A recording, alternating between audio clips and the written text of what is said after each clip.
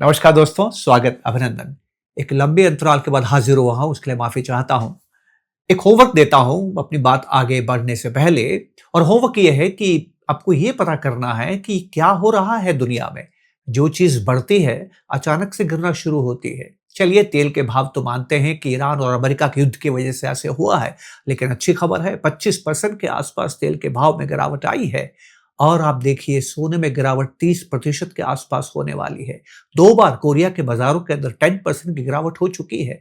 America के बाजारों में भी कभी कभी खबरें आती है कि चीजें अच्छी नहीं है, खासकर बिटकॉइंस बिटकॉइंस में भारी गिरावट आप देख रहे होंगे। ऐसे बहुत सी बातें हैं जो मैं आपके साथ करना चाहता हूं, पर एक जरूरी बात मैं आपके साथ करना चाहता हूं, और वो ये है कि आप जानते हैं दुनिया भर के जो सेंट्रल बैंक्स हैं वो न्यूयॉर्क के वॉल्ट से, लंदन के वॉल्ट से, वहां की तिजोरी से सोना निकाल के पुनः अपने देश में लेके आ रहे हैं। एक जमाना था जब दुनिया भर के देश अपना सोना इन 2 वॉल्ट्स में रखते थे, लेकिन अब वापस लेके आ रहे हैं। पिछले 2 सालों से आरबीआई ने भी ये किया है। न केवल आरबीआई हिंदुस्तान का सोना वापस लेके आया है, आरबीआई ने नया सोना भी खरीदा है। और आज वही बात मैं आपके साथ करना चाहता हूं। हर एसेट का एक निवेशक होता है, कुछ बड़े निवेशक होते हैं, कुछ छोटे निवेशक होते हैं। एक एसेट है सोना, जिसका सबसे बड़ा निवेशक है सेंट्रल बैंक। और सेंट्रल बैंक क्या सोचता है, अगर आप ये नहीं जानेंगे तो आप नहीं समझ सकते हैं कि सोने के साथ क्या हो रहा है। और सोने के साथ क्या हो रहा है, अचानक से बहुत तेजी से गिर रहा है। ऐसा क्या हुआ है जो सोने में इतनी भारी गिरावट है? इसी चीज को विस्तार से बात करेंगे। ध्यान रखिएगा, मैं म्यूचुअल फंड डिस्ट्रीब्यूटर नहीं हूं। ध्यान रखिएगा, मैं फाइनेंशियल एडवाइजर नहीं हूं। ध्यान रखिएगा, मैं सिर्फ आपके साथ अपना अनुभव साझा करता हूं। ये भी ध्यान रखिएगा, मैं सेबी रजिस्टर्ड किसी प्रकार का फाइनेंशियल एडवाइजर नहीं हूं। मैं सिर्फ इन्वेस्टमेंट्स की बातें करता हूं, इकोनॉमिक्स की बातें करता हूं और अपना अनुभव आपके साथ साझा करता हूं। आप जब भी निवेश करें, अपने वित्तीय सलाहकार से बात करके निवेश करें। हाँ, आगे बढ़ूं उसके पहले मैं आपको धन्यवाद देना चाहता हूं। आपका स्नेह मुझे लगातार मिल रहा है और सब्सक्राइबर्स धीरे धीरे बढ़ रहे हैं, पर अब भी जितने लोग देख रहे हैं सब्सक्राइब नहीं कर रहे हैं। आज के वीडियो में मैंने बहुत ज्यादा मेहनत की है, कुछ ऐसे आंकड़े लेके आया हूं जो अन्यत्र आपको नहीं मिलेंगे। दावा करता हूं अन्यत्र आपको नहीं मिलेंगे। ध्यान से अंत तक देखिएगा, तभी बात समझ में आएगी दुनिया में क्या हो रहा है और आपके सामने क्या मौका दरपेश है। दोस्तों, क्या आप जानते हैं कि निवेशक के रूप में हमारे सामने सबसे बड़ी चुनौती क्या है? हम वर्तमान में जीते हैं। हमें वर्तमान जितना समझ में आता है उतना भूतकाल याद नहीं रहता, और भविष्य में क्या होगा इसका हम आकलन नहीं कर सकते हैं। तो हम वर्तमान में रहते हैं, और जब हम वर्तमान में रहते हैं ना, तो चीजों को एक्सट्रापोलेट करते हैं। हमें लगता है कि जो अभी हो रहा है वो आगे होता रहेगा। और क्योंकि अगर सोने में 30% की गिरावट है, तो हमें लगता है कि आगे भी गिरावट होती रहेगी। और यही वो भेद है जिसके बारे में मैं विस्तार से बात करना चाहता हूं कि शॉर्ट टर्म को एक्सट्रापोलेट मत कीजिएगा। एक निवेशक के रूप में जो सबसे जरूरी बात हमें समझनी है वो ये है कि ये क्यों हो रहा है। और आपको मैं सावधान करना चाहता हूं कि मेरा वीडियो आपको ये समझ में तभी आएगा जब आपने मेरा एक पुराना वीडियो देखना है। वो पुराना वीडियो ये है कि अगर आप स्टॉक मार्केट को समझना चाहते हैं, अगर आप बुलियन मार्केट को समझना चाहते हैं, अगर आप रियल एस्टेट मार्केट को समझना चाहते हैं, अगर आप इकोनॉमी को समझना चाहते हैं, तो आपको सिर्फ एक बात समझनी है, पैसा। पैसा और पैसे की कीमत, जिसको आप ब्याज कहते हैं। अगर ब्याज समझ में नहीं आया तो कुछ समझ में नहीं आएगा। लिंक मैं आपको पेश कर रहा हूं जिसमें वो पुराना वीडियो है, उस वीडियो को जरूर देखिएगा ताकि आपको बॉन्ड समझ में आएगा। और अगले 3-6 महीने क्या होगा ये बॉन्ड बताता है। लेकिन जब आप निवेश करते हैं एसेट्स में, तो 2 ऐसे एसेट्स हैं जिसको आप इक्विटी कहते हैं और गोल्ड कहते हैं। ये लॉन्ग टर्म के लिए है, और हम ये भी जानते हैं कि लॉन्ग टर्म का निर्माण शॉर्ट टर्म को जोड़ के होता है। पर लॉन्ग टर्म में कुछ अलग हो सकता है जो शॉर्ट टर्म में हो रहा है। ज्योतिष में इसको कहते हैं महादशा और अंतरदशा। एक महादशा में, गुरु की महादशा में जो 20 साल चलती है, कुछ 7-8-10 महीने की अंतरदशा शनि की आ सकती है। तो अंतरदशा यह है सोने की कि सोने में गिरावट है, पर सोने की महादशा क्या है, यही तो हमें वो बात समझनी है। और इसको समझने के लिए कुछ आंकड़े मैं आपके सामने पेश करूंगा, और एक वेबसाइट है जो मैं आपसे गुजारिश करूंगा जरूर देखिएगा। उस वेबसाइट का नाम है वर्ल्ड गोल्ड काउंसिल, और वो एक सर्वे करता रहता है, खासकर उस निवेशक के साथ में जो सोने का सबसे बड़ा निवेशक है, सेंट्रल बैंक। और आप जानते हैं कि 2026 का जो उसका सर्वे आया है, उसने क्या कहा है सोने के बारे में। भले ही सोने की कीमत 30% गिर गई है, पर सोने का सबसे बड़ा निवेशक क्या कहता है। और याद रखिएगा, ये जो निवेशक है ये कभी कीमत देख के नहीं खरीदता है, उसका आचरण ही तय करता है कि आने वाले समय में सोने की कीमत क्या होगी। पेश है आपके सामने पहली तस्वीर, ध्यान से देखिएगा। वर्ल्ड गोल्ड काउंसिल का सर्वे है और ये सर्वे क्या कहता है? ये कहता है कि करीब करीब 90%, to be precise 89% central banks का ये कहना है कि आने वाले समय में उनके पास जो गोल्ड रिजर्व्स हैं वो बढ़ेंगे। 43% ने ये कहा है कि आने वाले 12 महीने में और ज्यादा सोना खरीदेंगे। वो करीब 75 या 76 के आसपास सेंट्रल बैंक से जिनसे कि वो सर्वे किया करता है। 84% ने तो ये कहा है कि अगले 5 साल तक भी उनका जो टोटल रिजर्व है उसमें सोने का शेष बढ़ता रहेगा। क्या कहने का मतलब है? जो दुनिया का सबसे बड़ा सोने का निवेशक है उसकी तरफ से लगातार मांग बनी रहेगी। 93% ने यह कहा है कि हम लगातार सोना खरीद रहे हैं और करीब करीब पिछले 5 सालों से इन निवेशकों ने मिलकर 1000 टन के आसपास हर साल सोना खरीदा है। जी हाँ, तो एक तरफ आरबीआई विदेशों से अपना सोना वापस लाता है, आरबीआई नया सोना खरीदता है, दूसरे सेंट्रल बैंक्स भी सोने को दूसरे देश से निकाल के अपने देश के पास लेके आते हैं। ये इन्वेस्टमेंट का मूव नहीं है, ये फाइनेंशियल मूव नहीं है, ये स्ट्रेटेजिक मूव है, ये राष्ट्रीय सुरक्षा का सवाल है, ये नेशनल सिक्योरिटी का सवाल है। तो ऐसी कैसी सिक्योरिटी, ऐसा क्या हो रहा है दुनिया में जो सोने की तरफ सबका ध्यान है और आपका भी रहना चाहिए? आप कहेंगे सेंट्रल बैंक अगर सोना खरीदता है तो मुझे उससे मतलब क्या है? आपको भी मतलब है। आपके पर्सनल पोर्टफोलियो में भी सोना होना चाहिए। और क्यों होना चाहिए? इसके 2 या 3 बड़े कारण मैं आपको बताना चाहता हूं। पहला कारण जो आपके सामने है, ध्यान से इस चार्ट को देखिएगा। यहां मैंने 2 चीजें बताई है।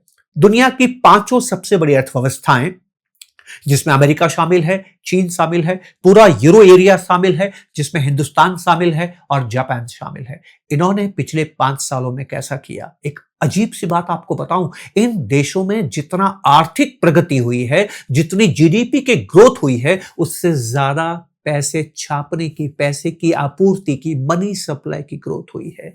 मतलब समाज में जो पैसा है उसकी वृद्धि दर ज्यादा है और समाज में जो वस्तुओं और सेवाओं का उत्पादन हुआ है उसकी वृद्धि दर कम है। इसका मतलब कम वस्तुओं को ज्यादा पैसा खरीदने के लिए उपलब्ध है। इसी से महंगाई पैदा होती है। पर आश्चर्य की बात यह है कि पिछले 5 सालों से चीजें ज्यादा महंगी नहीं हुई हैं। महंगाई कमोबेश हमारे काबू में है, तो फिर ये इतना पैसा जो जीडीपी ग्रोथ से ज्यादा है गया कहां? यही तो एसेट्स के पीछे जा रहा है। और ये सबसे बड़ा कारण है कि दुनिया के देश इतना पैसा क्यों आपूर्ति कर रहे हैं, इतनी मनी सप्लाई क्यों कर रहे हैं। ये बात आपको समझ में आएगी जब आप दूसरी तस्वीर देखेंगे, जहां पर आप देखेंगे दुनिया में लगभग हर देश में कर्ज बढ़ रहा है। हमारे देश में भी कर्ज बढ़ रहा है और जब कर्ज बढ़ता है तो पैसे की मांग बढ़ती है और जब पैसे की मांग बढ़ती है तो पैसे की आपूर्ति बढ़ती है। जो पैसे की आपूर्ति बढ़ती है तो पैसे की परचेजिंग पावर क्षय होती है। इसीलिए तो आपको अपनी परचेजिंग पावर की रक्षा करने के लिए एसेट्स खरीदने होते हैं। जी हां, आपको सोना क्यों खरीदना चाहिए? आपके पोर्टफोलियो में सोना क्यों होना चाहिए? उसका अगर सबसे बड़ा कारण है तो वो ये कारण है कि हमारे देशों ने, करीब करीब हर देश ने नीति अपनाई है कि जीडीपी ग्रोथ से ज्यादा वो मनी सप्लाई की ग्रोथ करेगा, क्योंकि उसको कर्ज लेना है और आगे जाके कर्ज भी चुकाना है। इसका प्रभाव करेंसी पे पड़ता है, करेंसी कमजोर होती है, इसको करेंसी डिबेसमेंट कहते हैं। बहुत से बड़े लोग सेंट्रल बैंक्स में तो अपनी रक्षा इसी प्रकार से करते हैं। वो करेंसी छापते हैं, वो जानते हैं कि करेंसी कमजोर हो रही है, इसलिए मेरे पास सोना होना चाहिए और इसलिए तो वो कह रहे हैं कि अब सोना खरीदते रहेंगे। तो कारण नंबर 1 वो क्या है? Money supply. कारण नंबर 2 बढ़ता हुआ कर्ज। और तीसरा कारण आपके लिए है, और वो आपके लिए क्या है? ध्यान से देखिएगा। पिछले 20 साल के हिंदुस्तान के इक्विटी बाजार का इतिहास मैं आपके पास में लेके आया हूं और यहां पर मैंने आपको दिखाया है सोने का 1 साल का रोलिंग रिटर्न और आपको दिखाया है इक्विटी का 1 साल का रोलिंग रिटर्न, और ये मंथली बेसिस पर है। इसका मतलब यह है कि किसी ने अगर अक्टूबर 2005 में निवेश किया है तो उसने पैसा अक्टूबर 2006 में निकाला। किसी ने अगर नवंबर 2005 में निवेश किया है तो उसने पैसा नवंबर 2006 में निकाला। किसी ने अगर दिसंबर 2005 में निवेश किया है तो उसने पैसा दिसंबर 2006 में निकाला। इस तरह से करते करते रोलिंग मैं आपके सामने 1 साल की परफॉर्मेंस लेके आया हूं। ध्यान से इस तस्वीर को देखिएगा, खासकर वो बॉक्सेस देखिए जिन बॉक्सेस को मैंने काले शेडेड, उस बॉक्स को ध्यान से देखिए। आप देखेंगे कि जब भी इक्विटीज गिरती हैं, इक्विटीज में नेगेटिव रिटर्न आता है, तो सोने में पॉजिटिव रिटर्न आता है। यही तो वो खास बात है जो हमारे पोर्टफोलियो को सुरक्षित करती है। डाइवर्सिफिकेशन का मतलब ये नहीं होता है कि आप 4 जगह पैसा रखें। डाइवर्सिफिकेशन का मतलब दोस्तों होता है आप ऐसी जगह पैसा रखें जिनकी प्रकृति विपरीत है, ताकि जब एक अलग करे, एक घटना अगर अर्थव्यवस्था में घटे तो सभी एक जैसा व्यवहार ना करें। यही आपको सुरक्षा प्रदान करता है। निवेश में कभी भी रिटर्न के पीछे मत भागिए जब तक निवेश सुरक्षित नहीं है। और कभी कभी ऐसा होता है कि पोर्टफोलियो ये कहता है all of us are stronger than none of us is stronger than all of us. हम में से एक अकेला कोई भी सब पे भारी नहीं हो सकता है। इसी को हम एसेट एलोकेशन कहते हैं, डाइवर्सिफिकेशन कहते हैं। आज ये मुद्दा नहीं है, कभी और मैं आपसे बात करूंगा। इतिहास का मैं विद्यार्थी हूं। इतिहास का मतलब आर्थिक इतिहास का विद्यार्थी हूं। बहुत बार कुछ लोग इस बात को मजाक में ले जाते हैं कि मैं इतिहास का विद्यार्थी हूं फिर इकोनॉमिक्स क्यों सुनूं। मैं विद्यार्थी तो इकोनॉमिक्स का हूं, पर एक विषय पढ़ा था हिस्ट्री ऑफ इकोनॉमिक डेवलपमेंट। मैं हिस्ट्री ऑफ मार्केट्स भी पढ़ा करता हूं और वो हमें बताता है कि इक्विटीज और गोल्ड का रिश्ता क्या है। जब इक्विटीज अच्छा नहीं करती है तो गोल्ड ज्यादातर अच्छा करता है। इसलिए आपके अगर आपने इक्विटीज खरीदी है तो आपके पास गोल्ड भी होना चाहिए। और बॉन्ड तो भूलिएगा ही मत। शुरू में ही मैंने आपसे कहा था अगर बॉन्ड समझ में नहीं आया तो कुछ समझ में नहीं आएगा। और तीसरा कारण ये थोड़ा ध्यान से समझना है।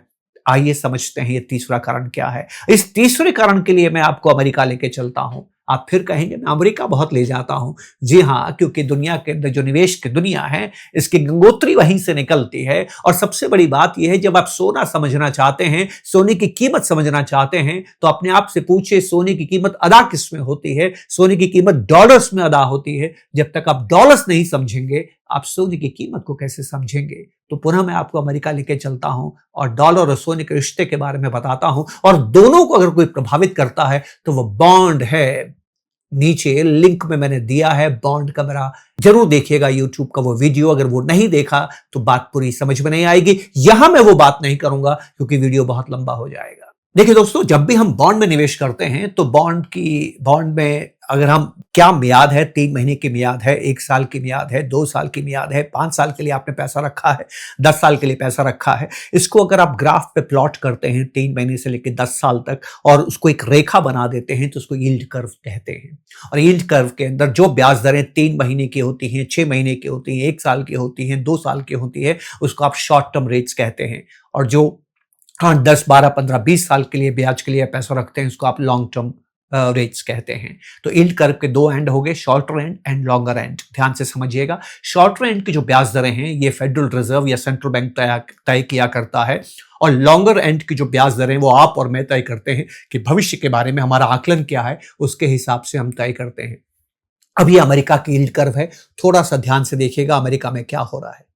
इसको देखने से पहले एक बात समझिए, आप जमीन खरीदना चाहते हैं, आप घर बनाना चाहते हैं, आपके पास पैसा नहीं है, आप क्या करते हैं? बैंक के पास जाते हैं, पैसा उधार लेते हैं, जमीन खरीदते हैं। आप स्टॉक खरीदना चाहते हैं, आपके पास पैसा नहीं है, आप क्या करते हैं? लिवरेज करते हैं, पैसा उधार लेते हैं, स्टॉक खरीदते हैं। आपको फ्रिज खरीदना है, आपके पास पैसा नहीं है, आप क्या करते हैं? पर्सनल फाइनेंस करते हैं, पर्सनल लोन करते हैं, ईएमआई करते हैं, पैसा उधार लेते हैं, फ्रिज खरीदते हैं। आपके पास पैसा नहीं है, दुनिया घूमना है, आप क्या करते हैं? पैसा उधार लेते हैं, दुनिया घूमते हैं। क्या बात आपको समझ में आई है? पैसा न भी हो तो भी चीजें खरीदी जा सकती है, क्योंकि खरीदने के लिए जो पैसा चाहिए जरूरी नहीं आप वो कमाएं, आप उधार लेके भी खरीद सकते हैं। लेकिन जब आप पैसा उधार लेते हैं तो कीमत अदा करनी पड़ती है, उस कीमत को ब्याज कहते हैं और उसी ब्याज से यील्ड कर्व्स बनती हैं।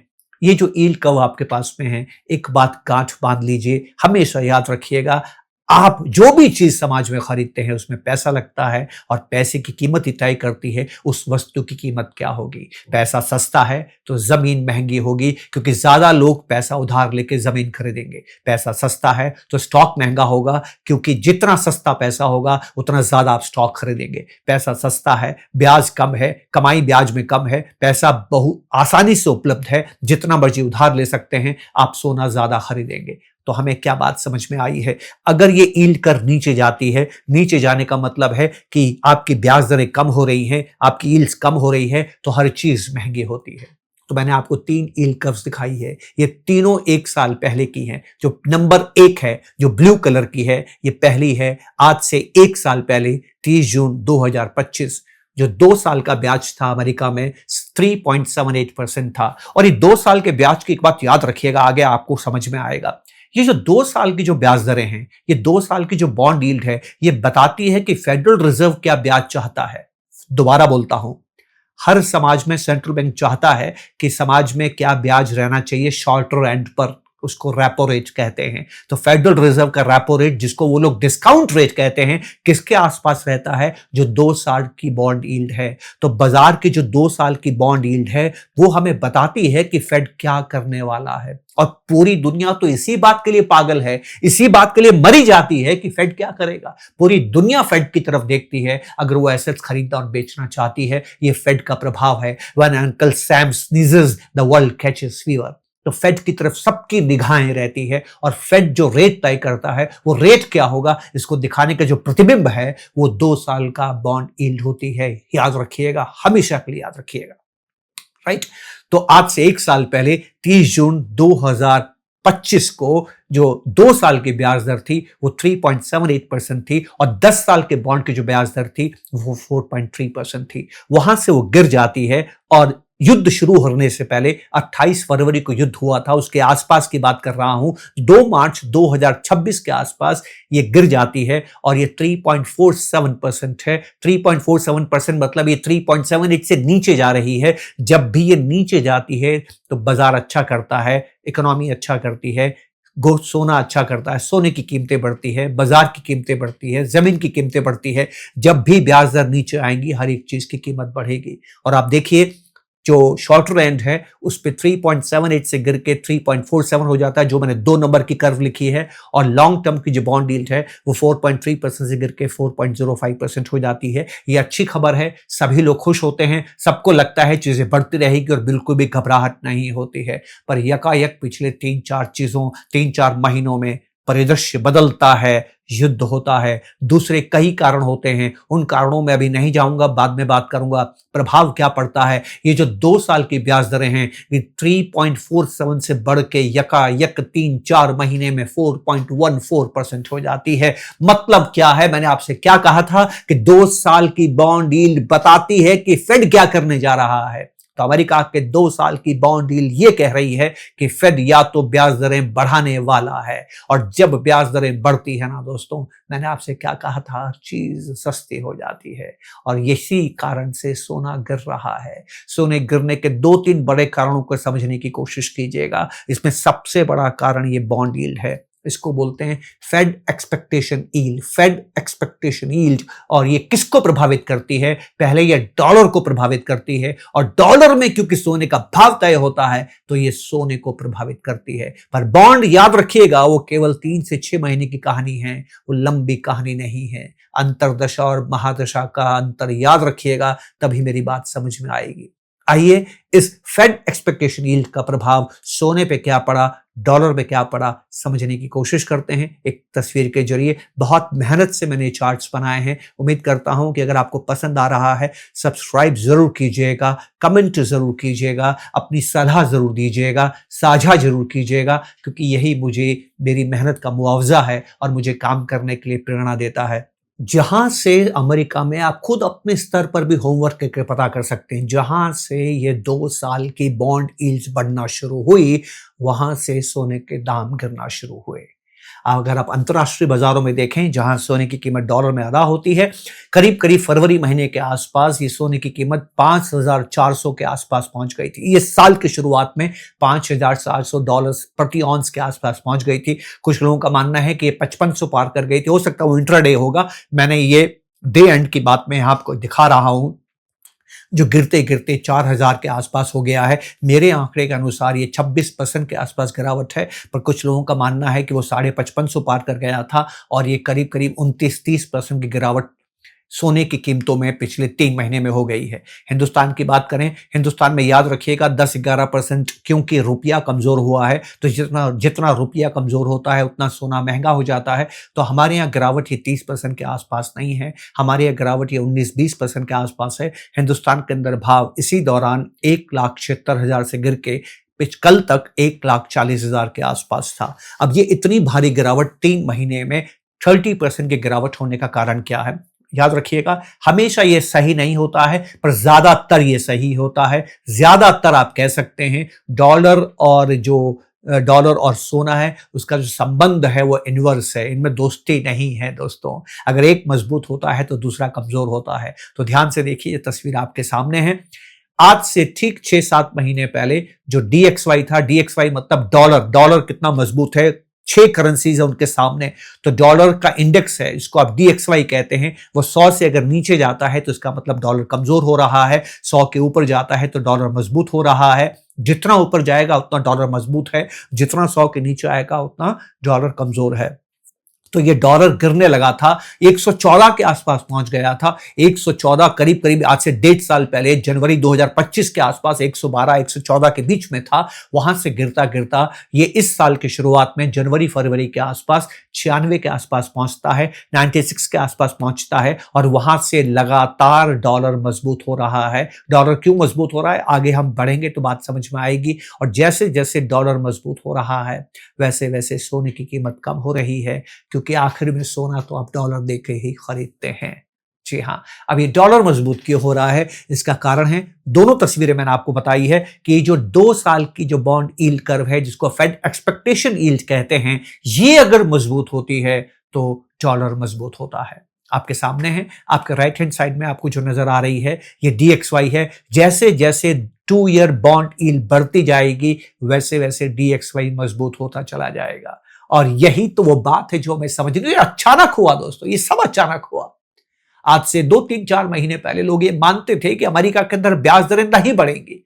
आज से 2 महीने पहले लोग मानते थे कि ब्याज दरें नहीं बढ़ेंगी। आज से 4 साल पहले अमेरिका में लोग मानते थे कि ब्याज दरें कम होगी, और आज अमेरिका में लोग मानते हैं कि ब्याज दरें बढ़ेंगी। अचानक से क्या हो गया? बहुत से लोगों को लगता था कि चीजें महंगी हो रही हैं, बहुत से लोगों को लगता था कि अमेरिका में मंदी आ सकती है, बहुत से लोगों को लगता था कि अमेरिका के अंदर लोग खरीदारी ज्यादा नहीं करेंगे, और इस भय की वजह से लोगों को लगता था कि ब्याज दरें कम होंगी। इस भय की वजह से कि रिसेशन आ रहा है, लोग ये मान रहे थे कि महंगाई कम होगी और ब्याज दरें कम हो सकती है, पर खबर उल्टी आ गई। खबर क्या आ गई कि रोजगार भी बढ़ रहा है और डिमांड भी बढ़ रही है।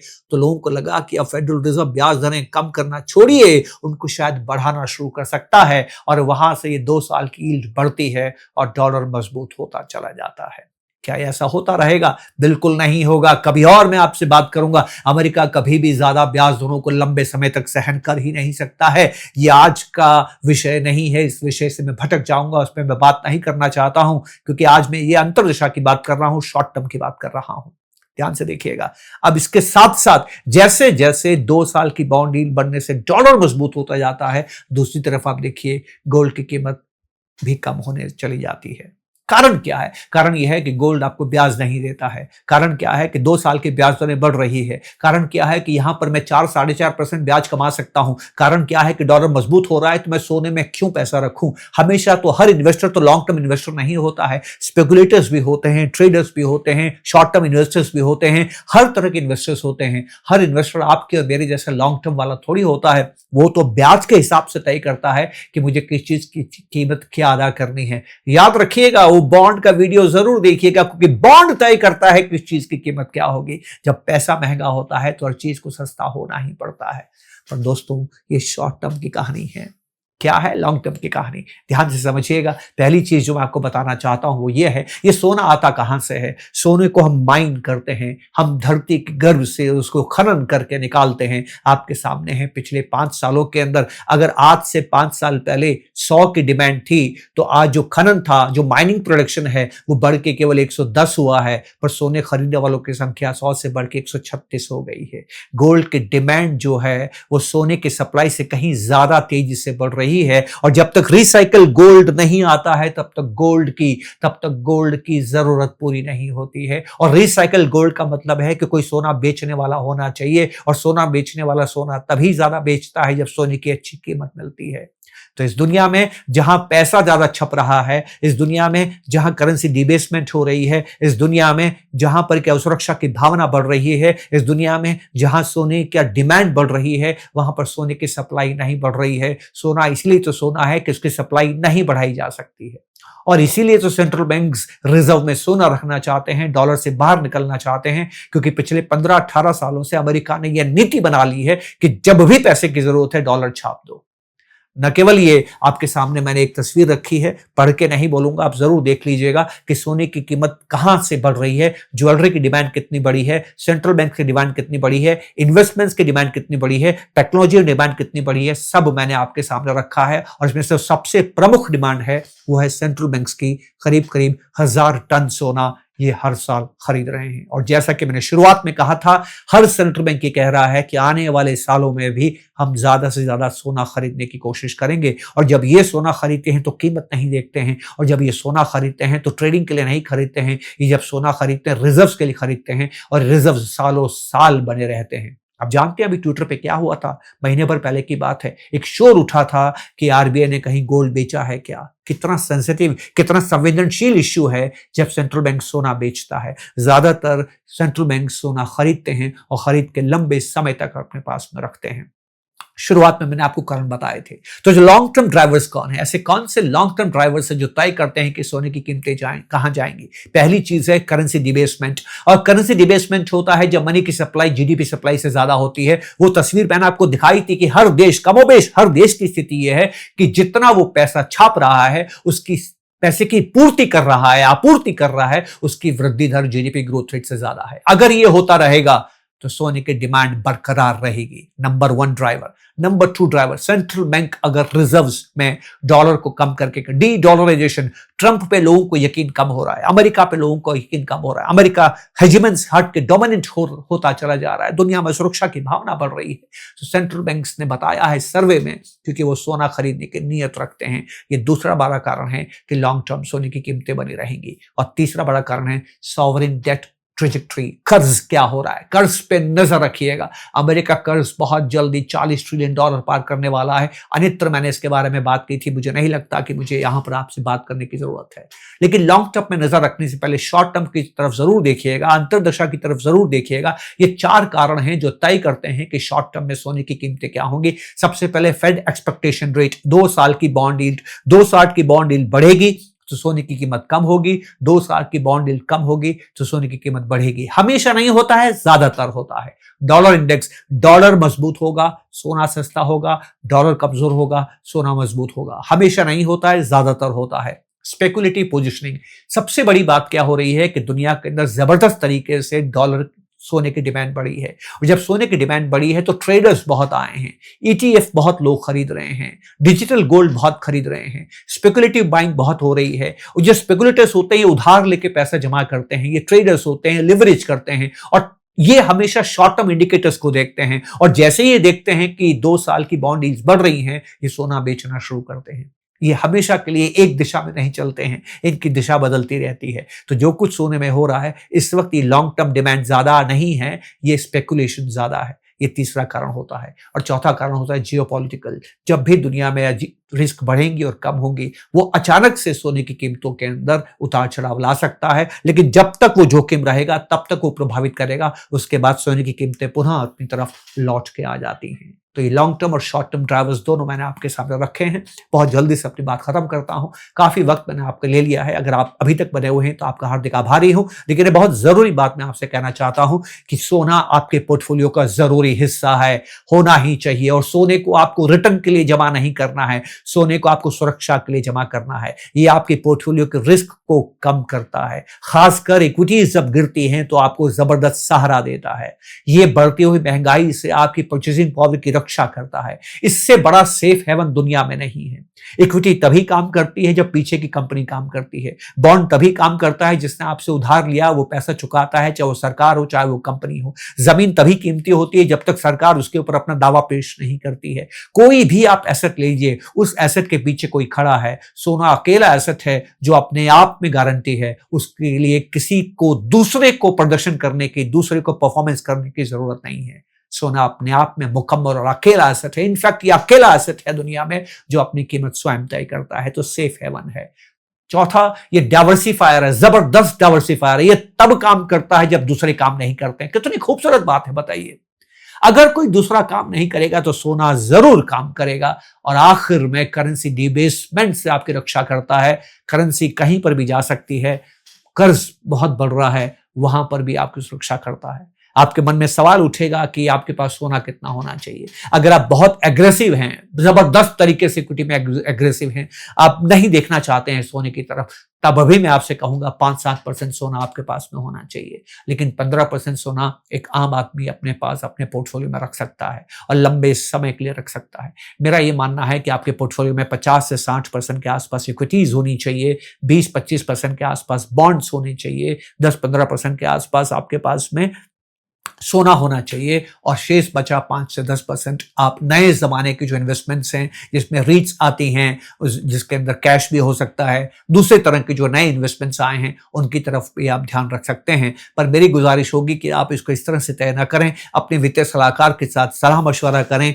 अपनी जरूरत के अनुसार, अपनी आमदनी के अनुसार, अपनी भविष्य की आकांक्षाओं के अनुसार, आप अपनी फाइनेंशियल प्लानिंग के अनुसार आपको एसेट एलोकेशन क्या होना चाहिए वो करना चाहिए। अपनी बात खत्म करने से पहले आपसे कहना चाहता हूं, यात्रा के अंत में आप कितना पैसा बनाएंगे इस बात पर निर्भर नहीं करता है आपने कौन से एसेट में निवेश किया है, कौन से स्टॉक में निवेश किया है, कौन से म्यूचुअल फंड में निवेश किया है। ये इस बात पर निर्भर करता है क्या आपने अपने जरूरत के अनुसार एसेट एलोकेशन किया है। और हमेशा एक बात याद रखिएगा, जब मैं एसेट्स की बात करता हूं, यहां मैं सिक्योरिटीज की बात नहीं कर रहा हूं, यहां मैं पर्टिकुलर शेयर की बात नहीं कर रहा हूं, किसी म्यूचुअल फंड योजना की बात नहीं कर रहा हूं, या एसेट्स की बात कर रहा हूं। मेरा अनुभव याद रखिएगा, हमेशा उस एसेट में जाइएगा जो गिर रहा है, हमेशा उस एसेट से थोड़ा सा पैसा निकालिएगा जो बढ़ रहा है। इसी को संतुलन कहते हैं। इकोनॉमी और इन्वेस्टमेंट में वो नहीं होता है जो होगा, वो होता है जो होना चाहिए। हमेशा मैं आपसे बात कहता हूं, अगर बाप खर्चीला है तो बेटा खर्च कम करता है, और बाप कंजूस है तो बेटा खर्चीला होता है। इसी को संतुलन कहते हैं, और हमें यहाँ संतुलन ढूंढने की जरूरत है।